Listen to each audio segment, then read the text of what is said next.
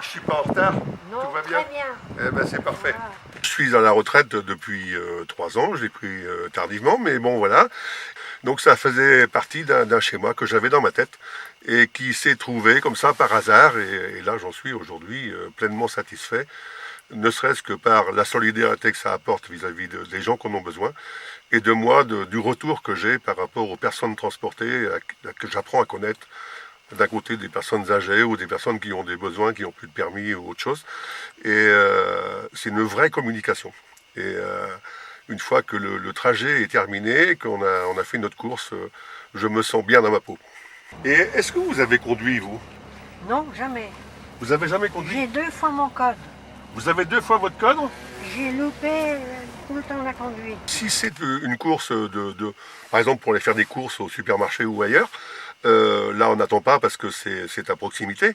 Mais quand c'est Cholet, Angers, Nantes, ben là on va pas faire demi-tour parce que ça engagerait des frais trop importants. Donc on reste, déjà on accompagne la personne parce que souvent elles sont un petit peu démunies dans les différents hôpitaux. Et après, ben, s'il faut attendre, ça fait partie du bénévolat, parce que le bénévolat, il est vraiment là, il est dans l'accompagnement de la personne. Il est pas, on est payé de nos kilomètres, ça suffit, hein, honnêtement, mais tout le reste est du vrai bénévolat.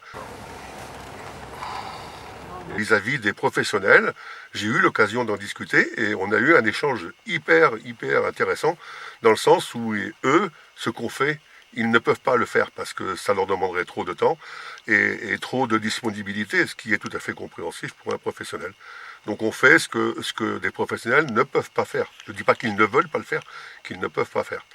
Et ça, c'est hyper important. Et le fait de faire un trajet d'1 heure ou d'1 heure et demie, eh ben, on apprend à connaître la personne un peu plus intimement. On parle de nos familles, on parle de nos enfants, on parle de nos petits-enfants.